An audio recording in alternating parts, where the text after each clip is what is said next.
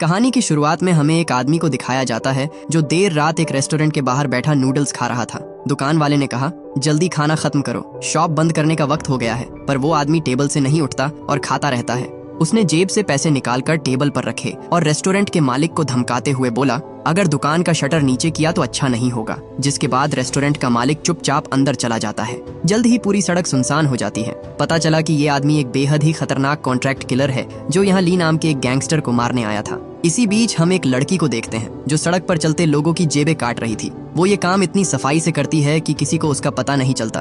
पर तभी उसने रेस्टोरेंट के बाहर बैठे उस आदमी की जेब काट ली। हालांकि इस बार उसके हाथ कोई बटुआ नहीं लगता, बल्कि उसने किलर की गन ही चोरी कर ली थी। जब तक उसे अपनी गलती का एहसास होता, उन लोगों ने उसे चारों ओर से घेर लिया। वो कोई सबूत भी नहीं छोड़ सकते थे, इसलिए उन्होंने उसे मारने की सोची। पर तभी कोई उनके स्नाइपर को मारकर नीचे फेंक देता है, जिसके बाद सब उस लड़की को छोड़कर उस आदमी को ढूंढने लगे। किलर जानता था कि जिस आदमी को वो मारने आए हैं वो बहुत खतरनाक है, कभी सामने से हमला नहीं करता और उसका अंदाजा एकदम सही था। ऊपर से गिरने वाला शख्स उनका स्नाइपर नहीं बल्कि वही गैंगस्टर था जिसे वो ढूंढ रहे थे। मौका पाते ही उसने हमला कर दिया और उसके कई लोगों को मौत के घाट उतार दिया। इसी बीच वो पॉकेट मार लड़की अपनी जान बचाने के लिए एक दुकान में आकर छुप जाती है। वो गुंडे उसे ढूंढते हुए अंदर आए और दुकान का कोना कोना खंगालने लगे। पर तभी वहाँ की लाइट चली जाती है और अंधेरे का फायदा उठाकर ली ने उन सबको मार डाला।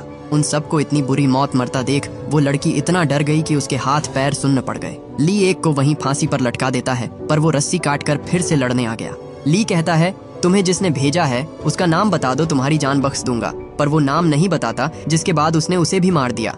इसी बीच एक आदमी वहाँ से भाग निकलता है, पर ली ने उसका पीछा किया और उसे घसीटकर वापस दुकान के अंदर ले आया। वो लड़की मौका पाकर वहाँ से भागने की कोशिश करती है, पर वो आदमी खून में लथपथ उसे गेट पर ही खड़ा मिला। उसे लगा कि वो उसे भी मार देगा, पर वो गैंगस्टर ऐसा नहीं करता और उसकी जान बख्श देता है। वो लड़की वहाँ से जा ही रही थी कि तभी एक आदमी ने उसे पकड़ लिया। इससे पहले वो उसे कोई नुकसान पहुंचाता, ली ने उसे गोली मार दी, पर इस कोशिश में वो भी बुरी तरह घायल हो जाता है। अब उसके बचने के आसार बहुत कम थे, क्योंकि उस गुंडे ने उस पर नेल गन से हमला किया था, जिस वजह से उसके दिमाग के अंदर एक कील फंस जाती है, जिसे निकालने पर उसकी जान भी जा सकती थी। वो लड़की चाहती तो वहाँ से भाग सकती थी, पर उसने ऐसा नहीं किया और उसकी मदद करने की सोची। इसी तरह कई साल बीत जाते हैं और इसके 3 साल बाद हम उस गैंगस्टर को दोबारा से देखते हैं जो अभी तक जिंदा था। उस रात हुए हमले की वजह से उसकी याददाश्त हमेशा के लिए चली गई, जिस वजह से उसे अपने अतीत से जुड़ी कोई बात याद नहीं थी। फिलहाल वो एक छोटी सी शॉप चलाता है और अपनी बेटी यूई के साथ रहता है। सब कुछ अच्छा चल रहा था, पर एक दिन कुछ गुंडे दुकानों में घुसकर तोड़ फोड़ करने लगते हैं।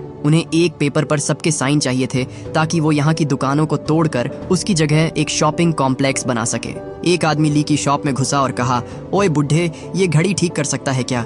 ली कहता है, हाँ बिल्कुल, बताएंगे कौन सी घड़ी है। जिसके बाद वो आदमी उसे एक टाइम बम देता है और कहता है, अगर इसे अगले 10 मिनट में ठीक नहीं कर पाया तो मैं ये दुकान तोड़ दूंगा और तुझे यहाँ से जाना होगा। उधर एक ऑर्फनेज में हम उन गुंडों के बॉस यून को देखते हैं जो एक लड़की के साथ जबरदस्ती कर रहा था।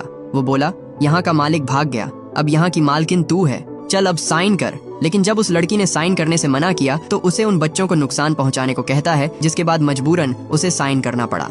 इसी बीच उसके लोग बाकी दुकानदारों को भी परेशान कर रहे थे। उन्होंने सैलून चलाने वाले को गंजा कर दिया और मसाज वाले की पीठ छीलकर उन्हें बहुत जलील किया, ताकि सब डर कर पेपर पर साइन कर दें।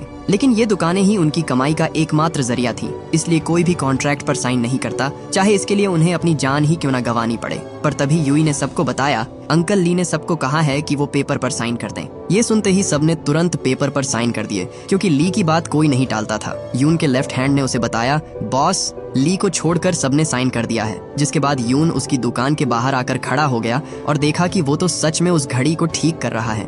ली उस बॉम्ब को लेकर बाहर आया और उसे यून के हाथ में रखकर उसका डायल घुमा दिया। उसे लगा वो मजाक कर रहा है, पर तभी उस बॉम्ब का टाइमर चालू हो जाता है, जो देख वो बुरी तरह डर गया। यून ने बॉम्ब को फेंकने की कोशिश की, पर ली ने उसे इतनी कसकर पकड़ रखा था कि वो अपना हाथ छुड़ा नहीं पाता। इससे पहले उसके चीथड़े उड़ जाते यून अपनी पूरी ताकत लगाकर उस बॉम्ब को दूर फेंक देता है। हालांकि वो बम फटता नहीं, क्योंकि ली ने पहले ही सारे एक्सप्लोसिव्स निकाल दिए थे। उसने कहा, अब बहुत हुआ, पागलपन मत करो। पर यून कहाँ किसी की सुनने वाला था। उन सब के बीच जबरदस्त हाथापाई होती है और इसी बीच एक गुंडा यूई को नुकसान पहुंचाने की कोशिश करता है, पर ली ने एंड मौके पर उसे बचा लिया। इसके बाद ली गुस्से में अपनी शॉप में गया और वहां से एक गन उठाकर उसे यून के सर पर तान दी। ली बोला, ये सब बंद कर दो वरना गोली मार दूंगा। पर यून को लगा कि ये गन भी उस बॉम्ब की तरह नकली है, इसलिए वो उसे जरा भी सीरियस नहीं लेता। पर गन में सच में गोली थी। ली के ट्रिगर दबाते ही गोली चल जाती है, जिससे यून मरते मरते बचा। ली को खुद यकीन नहीं होता कि आखिर इस गन में गोली आई तो आई कहां से, क्योंकि ये वहां सालों से खाली पड़ी थी। जो भी हो, लेकिन इसके बाद यून और उसके गुंडे डरकर वहां से भाग जाते हैं। कुछ ही देर में वहां एक पुलिस वाला आया जो पूछताछ के लिए ली को अपने साथ पुलिस स्टेशन ले जाता है। अब क्योंकि वो ली को जानता था, इसलिए वो उस पर कोई केस नहीं बनाता। उस गन के साथ साथ उन्हें उसके घर में 7 लोगों के पासपोर्ट भी मिले थे, जिसके बारे में ली को कोई आइडिया नहीं था।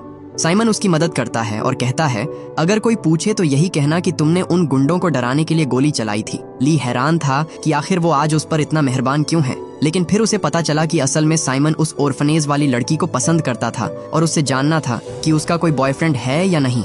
इसके बाद साइमन कुछ सवाल जवाब के लिए उस लड़की के पास जाता है। वो बिना दरवाजा खटखटाए उसके कमरे में घुस गया और देखा कि किम नहा रही थी, जिसके बाद वो तुरंत बाहर निकल जाता है। यूई, जिसने उसे देख लिया था, कहती है, इस डोनेशन बॉक्स में पैसे डालो वरना मैं सबको बता दूंगी कि आप किम को नहाते हुए देख रहे थे। साइमन बोला, ऐसा नहीं है, तुम गलत समझ रही हो। पर यूई बहुत चालाक थी, वो उसके सारे पैसे डोनेशन बॉक्स में डलवा लेती है। साइमन किम को बहुत पसंद करता था क्योंकि वो दिल की बहुत अच्छी थी, लेकिन बेचारे को उसके पास्ट के बारे में कुछ नहीं पता था। असल में 3 साल पहले ली ने जिस पॉकेटमार लड़की की जान बचाई थी वो कोई और नहीं बल्कि किम थी। उस दिन से ही किम नए नाम और नई पहचान के साथ इस शहर में रह रही है। इसी बीच हम ली को देखते हैं जो अपने पुराने दोस्त होंग से मिलने जाता है। आज जो हुआ उसे लेकर वो बहुत परेशान था। उसने होंग से पूछा कि 3 साल पहले मेरी दुकान में कुछ हुआ था। मैंने काफी कोशिश की पर मुझे कुछ भी ठीक से याद नहीं आ रहा। होंग अगर उसे सब सच बता देता तो ली उसे पागल समझता और कभी उसकी बात पर यकीन नहीं करता। इसलिए उसने उसे वो रात याद दिलाने की कोशिश की जिस रात उस पर हमला हुआ था। होंग ने उसे नूडल्स का बाउल थमाया और उसके सर पर एक रेनकोट डालकर ऊपर से पानी गिराने लगा। ली को लगा वो पागल हो गया है, पर होंग कहता है, बस चुपचाप नूडल्स खाते रहो, तुम्हें सब याद आ जाएगा। ली ने वैसे ही किया और कुछ ही देर में उसे आईने में उस किलर का चेहरा दिखाई देने लगा जो उस रात उसे मारने आया था। इसी बीच होंग ने पीछे से गन निकाली और उसे शूट करने ही वाला था कि तभी ली उसे पकड़ लेता है। हालांकि ये सब बस उसका वहम था। होंग कहता है, देखा, तुम फंस गए ना मेरे जाल में, तुम गन चलाना अभी भी नहीं भूले। ली को लगा कि होंग बस मजाक कर रहा है, जिसके बाद वो उठकर वहां से चला गया। पर इतने सालों में ये पहली बार था कि उसे अपने अतीत की झलकियां दिखाई दी। उसके दिमाग ने सच और वहम के बीच की दीवार तोड़नी शुरू कर दी थी।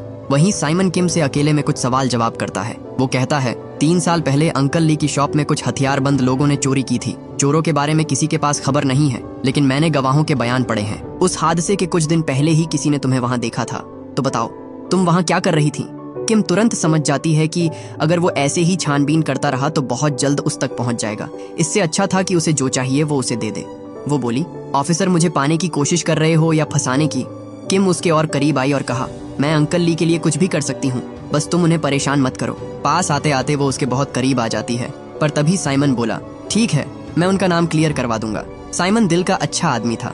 वो कहता है, मैं नहीं चाहता कि अगर हम दोनों के बीच में सच में कुछ होता है तो उसकी वजह अंकल ली हो। वो चुपचाप वहां से चला गया, पर तब तक किम ने बड़ी चालाकी से उसकी जेब से अंकल ली के खिलाफ सारे सबूत निकाल लिए थे। उसने देखा कि सब पासपोर्ट एक से नहीं है। साइमन को कभी अंकल ली पर शक नहीं होगा, जिसके बाद उसने यूई को उसे ये पासपोर्ट्स वापस लौटाने को कहा। यूई अंकल ली के पास आती है और देखती है कि उन्हें बहुत चोट आई थी। उसने उन्हें पट्टी बांधी और कहा कि दोबारा कभी किसी से ना लड़े, पर तभी उसकी नजर पासपोर्ट की फोटो पर पड़ती है। उसने देखा कि ली की आंखें सभी पासपोर्ट्स में छपे लोगों की फोटोज से मेल खाती थीं। उसने कहा, अंकल, ये सारे आपके हैं, मैं इन्हें वापस देने आई हूँ। पर ली कहता है, नहीं बेटा, ये सब मेरे कैसे हो सकते हैं? देखो, ये सब अलग लोग हैं। लेकिन यूई उन सब के चेहरे छुपाकर ली को सिर्फ उनकी आंखों पर ध्यान देने को कहती है।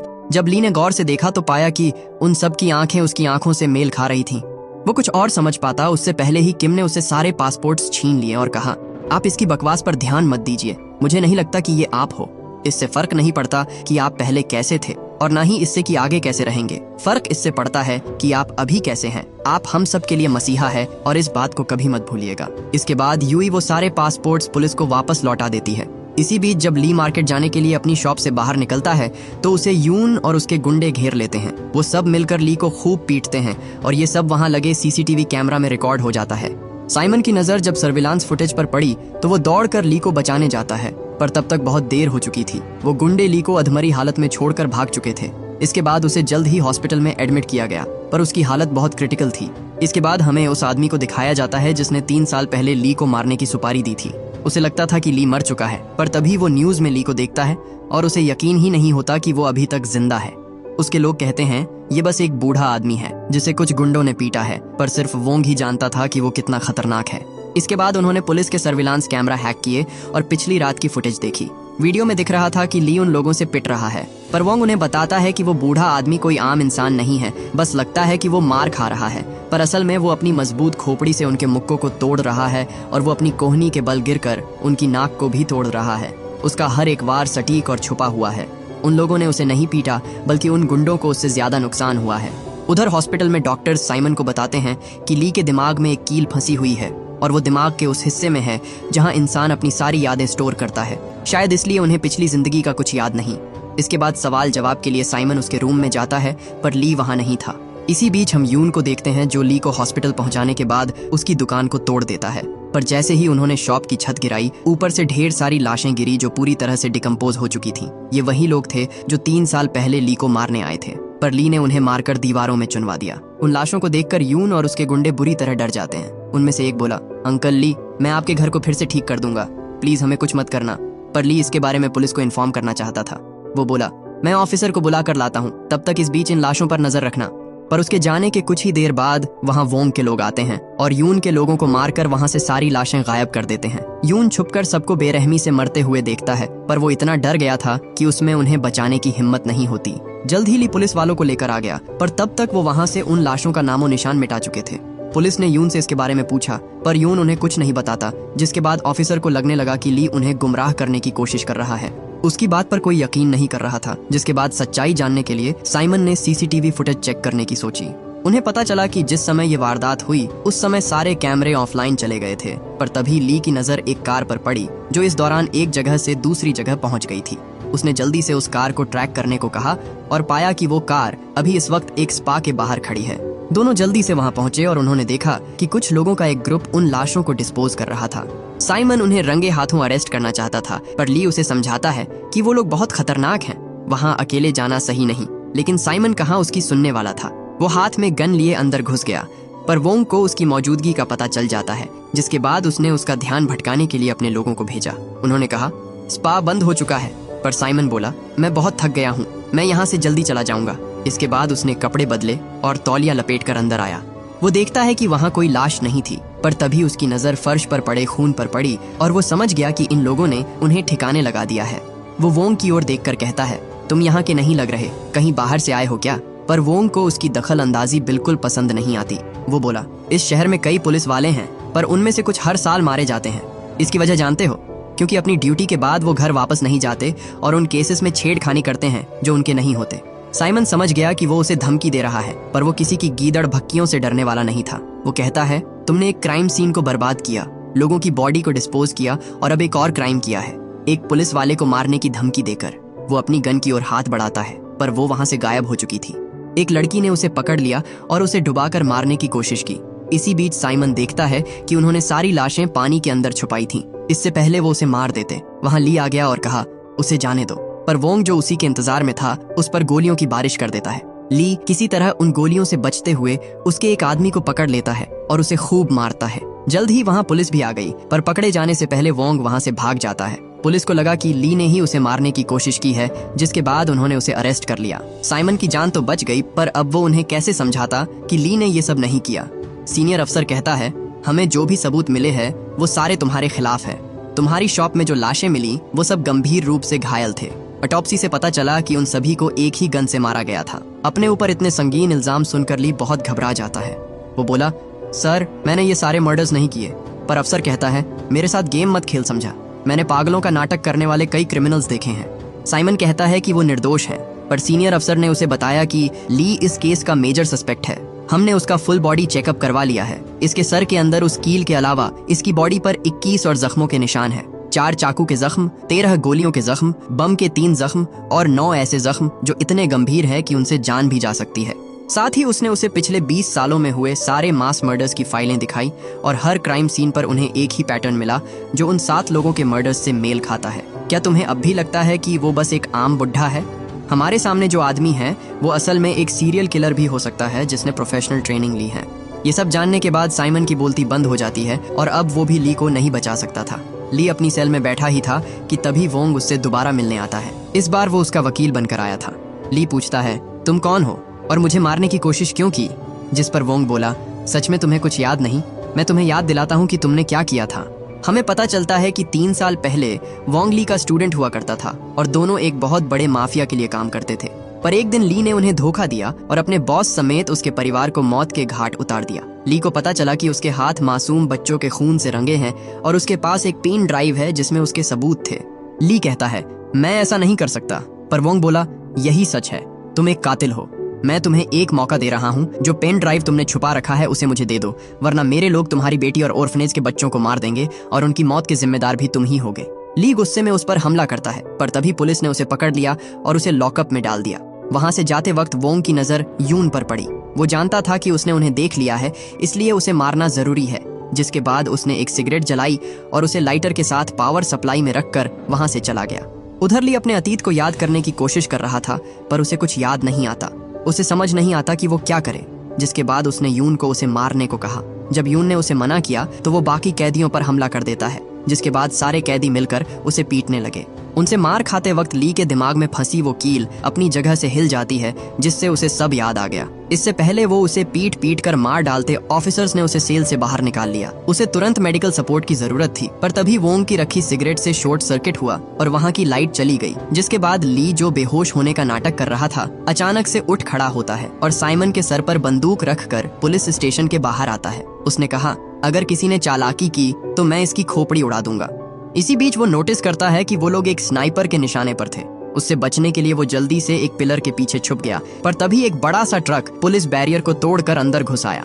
ली ने देखा कि ये तो होंग है, जिसके बाद वो जल्दी से वैन में बैठकर वहां से फरार हो गया। पुलिस उनका पीछा करती है, पर उनसे निपटने के लिए होंग के पास एक से बढ़कर एक हथियार थे। ली को पता चला कि 3 साल पहले होंग ने ही उन लाशों को ठिकाने लगाया था और तब से ही उसकी याददाश्त वापस लौटने का इंतजार कर रहा है। होंग ली को बताता है कि तुम्हारे ऑर्गेनाइजेशन छोड़ने के बाद वोंग ने हमारे पुराने मेंबर्स को मारना शुरू कर दिया। उसने अफवाह फैलाई कि बॉस के परिवार को ली ने मारा है और तुम्हें वांटेड घोषित कर दिया गया। हालांकि मुझे भरोसा था कि वो काम तुमने नहीं किया। मैंने वोंग को तुम्हारी मौत के बारे में झूठ बोलकर गुमराह किया ताकि तुम्हें बचा सकूं और सच्चाई सबके सामने आ जाए, पर तुम्हारी याददाश्त ही चली गई। ली बोला, मैं जानता हूँ उन्हें किसने मारा है, मेरे पास सबूत भी है, लेकिन पहले हमें वोंग को ढूंढना होगा। उसने बच्चों को किडनैप किया है। बच्चों के बारे में सुनते ही किम कहती है, अंकल ली, आप उन्हें बचाएंगे ना?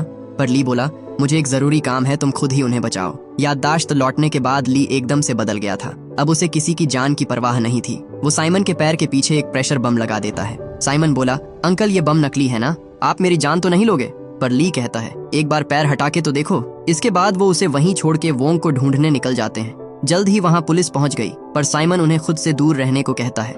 आखिर में उसने ली पर भरोसा किया और बम से पैर हटा लिया। बम तुरंत नहीं फटता और उसे लगा कि ली को अब भी उसकी परवाह है, पर तभी एक बहुत बड़ा धमाका हुआ और उस ट्रक के चीथड़े उड़ गए। उधर हम वोंग को देखते हैं, जो ली का इंतजार कर रहा था। उसने देखा कि पुलिस ने ली को चारों ओर से घेर लिया है। वो किसी हाल में उस पेन ड्राइव को पुलिस के हाथ नहीं लगने दे सकते थे, इसलिए वो खुद उसे लेने जाता है। इसी बीच वोंग, जिसे सब याद आ गया था, जल्दी से उस पेन ड्राइव को बाहर निकालता है और वहां से जा ही रहा था कि तभी वोंग ने उस पर हमला कर दिया। उससे बचने की कोशिश में पेन ड्राइव नीचे गिर जाती है, जिसे वोंग ने तुरंत उठा लिया। उसे जो चाहिए था उसे वो मिल गया था। जिसके बाद उसका एक हैकर उन पुलिस वालों पर ढेर सारे ड्रोन्स छोड़ देता है, जिसमें एक्सप्लोसिव्स लगे हुए थे। उनके फटते ही कई पुलिस वाले बुरी तरह घायल हो जाते हैं, पर तभी ली ने उन सब की मदद की और उन्हें सुरक्षित जगह ले आया। अफसर बैकअप बुलाने की कोशिश करता है, पर उन लोगों ने सारे सिग्नल्स जाम कर दिए थे। एक तरफ कुआं था तो दूसरी तरफ खाई, लेकिन ली के पास इस प्रॉब्लम का भी सॉल्यूशन था। वो सब एक साथ बाहर निकलते हैं। ड्रोन्स ने उन पर हमला करना चाहा, पर तभी उन्होंने एक डिस्को बॉल घुमा दी, जिसकी चमक से ड्रोन्स कंफ्यूज होकर क्रैश कर जाते हैं। वहीं दूसरी ओर जब किम ऑर्फनेज पहुंची तो उसने वहां वोंग के गुंडों को बैठा हुआ पाया। किम बड़ी चालाकी से उनके ग्रेनेड्स चोरी कर लेती है। वो लोग उसे मारने ही वाले थे कि तभी वहां यून आ जाता है और किम से मदद मांगने लगा, क्योंकि वोंग के गुंडे उसके पीछे पड़े थे। पर उसे क्या पता था कि वो लोग पीछे ही बैठे हैं। किम ने उन पर ग्रेनेड फेंके और वहां से भागने की कोशिश की, पर वो लोग उसे घेर लेते हैं। इससे पहले वो उसे मारते वहां ली आ जाता है। वोंग के सबसे ताकतवर आदमी और उसके बीच जबरदस्त फाइट होती है, पर वोंग उसे भी मार गिराता है। इसी बीच एक लड़की उन पर अंधाधुंध फायरिंग कर देती है, जिससे वो बाल बाल बचे। इससे पहले वो किसी को नुकसान पहुंचाती ली ने उसे उसकी बाइक समेत कुचल दिया। उधर जब वोंग ने पेन ड्राइव को ओपन किया तो उसे पता चला कि उसे बेवकूफ बनाया गया है, जिसके बाद वो अपने हैकर को उनका सबसे डेंजरस वेपन निकालने को कहता है। पुलिस ने सभी बच्चों को रेस्क्यू कर लिया, पर जब वो उन्हें लेकर जा रहे थे तभी उस हैकर का ऑटोमेटिक वेपन उनके मोशन को डिटेक्ट करके उन पर फायरिंग शुरू कर देता है। उसका निशाना इतना सटीक था कि बस कुछ ही सेकंड्स में सारे पुलिस वाले मारे जाते हैं। होंग जानता था कि इसे कहीं और से कंट्रोल किया जा रहा है। उस हैकर को लगा कि वो लोग उसे कभी नहीं ढूंढ पाएंगे, पर होंग ने उसे बड़ी आसानी से ढूंढ निकाला। वो उसे मशीन बंद करने को कहता है, पर हैकर ने उस पर हमला कर दिया। दोनों के बीच फाइट होती है, पर बूढ़ा होने के बावजूद होंग उसे कड़ी टक्कर देता है। हैकर उसे मारने ही वाला था कि तभी किम ने उसे एक जोर का झटका दिया, जिससे वो चक्कर खाकर नीचे गिर पड़ा। इसी बीच साइमन उसके लैपटॉप को पानी में फेंक देता है, जिससे वो मशीन खराब हो गई। होंग ने कहा ग्लव्स की वोल्टेज बढ़ाओ, पर उससे पहले ही हैकर ने उसे पकड़ लिया। वो किम को गोली मारने ही वाला था कि तभी साइमन बीच में कूद पड़ा और उसे गोली लग गई। साइमन मर रहा था। वो बोला, मुझे मौत का डर नहीं है, बस इस बात का डर है कि मैं कहीं प्रमोशन से पहले ही न मर जाऊं। पर अब जब गोली लगी है तो बस तुम्हारे बारे में सोच रहा हूँ। वो कहती है, अगर मुझे पाना है तो मरना मत, और उसे एक जोर का झटका देती है, जिससे साइमन फिर से जिंदा हो गया।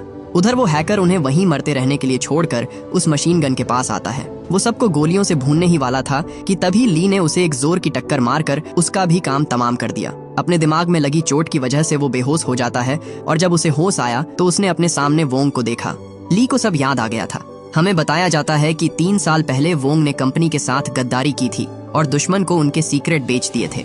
जब बॉस को इसके बारे में पता चला तो उसने उन्हें भी मारने की कोशिश की, लेकिन ली उसे रोक लेता है। बॉस वोंग को मार देना चाहते थे, लेकिन ली ने ही उनसे उसकी जान बख्शने की विनती की, जिसके बाद बॉस ने उसे जाने दिया। ली जब अपने घर वापस जा रहा था तभी उसे याद आया कि वो कुछ भूल गया है, और जब वो उसे लेने वापस आया तो उसने देखा कि वोंग ने बॉस के पूरे परिवार को मार दिया था।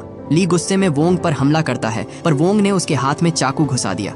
उसे वो पेन ड्राइव चाहिए था, नहीं तो वो यूई को मार देता, जिसके बाद ली उसे वो पेन ड्राइव दे देता है। वोंग ने जैसे ही गन उठाने के लिए हाथ आगे बढ़ाया, ली तुरंत उसे हथकड़ी पहना देता है। अब दोनों में से कोई वहां से नहीं भाग सकता था। वोंग ने देखा कि उसकी घड़ी में एक ट्रैकर है और एक ड्रोन मिसाइल सीधा उन्हीं की ओर आ रही है। उसे लगा ये एक चाल है, पर ली उसे बताता है कि मेरे सर में इंटरनल ब्लीडिंग हो रही है, मैं वैसे भी मरने वाला हूँ। उस दिन तो मैंने तुम्हें जाने दिया था, पर इस बार तुम्हें मार कर ही रहूंगा। उसने साइमन को यूई को वहां से ले जाने को कहा और उन खूबसूरत लम्हों को याद करने लगा जो उसके साथ बिताए थे। जल्दी ही वो बेहोश हो जाता है, जिसके बाद वोंग ने तुरंत उस हथकड़ी को काट दिया। वो उसे गोली मारना चाहता था, पर मरे हुए को मारने का क्या फायदा, ये सोचकर वो पेन ड्राइव लेकर वहां से चला गया। इस बार उसके हाथ में सही वाली पेन ड्राइव लगी थी, पर तभी उसने उसमें एक रेड लाइट जलती हुई देखी। वो समझ गया कि इसमें एक ट्रैकर लगा हुआ है। वो ड्रोन मिसाइल जो ली की ओर जा रही थी अचानक से उसकी ओर मुड़ जाती है। इससे पहले वोंग कुछ समझ पाता, वो सीधा जाकर उसकी कार से टकराई और एक जोरदार धमाके के साथ उसका काम तमाम कर दिया। असली पेन ड्राइव तो ली के पास थी, जिसे वो होंग को सौंप देता है। उस दिन के बाद किसी ने ली को नहीं देखा। किसी ने कहा कि उन्हें जिंदगी भर के लिए जेल में डाल दिया गया, तो कुछ कहते हैं कि वो हॉस्पिटल में ही मर गए। उनका अंत जो भी हो, पर इस बस्ती का हर एक इंसान अंकल ली की कहानी जानता है। आखिर में हमें दिखाया जाता है कि यून अपने अंदर सुधार कर अच्छाई के रास्ते पर आ जाता है और साइमन को उसका प्रमोशन मिल गया। और इसी के साथ ये मूवी यहीं खत्म हो जाती है। ऐसी और वीडियोस के लिए पेज को लाइक करें और सब्सक्राइब करें।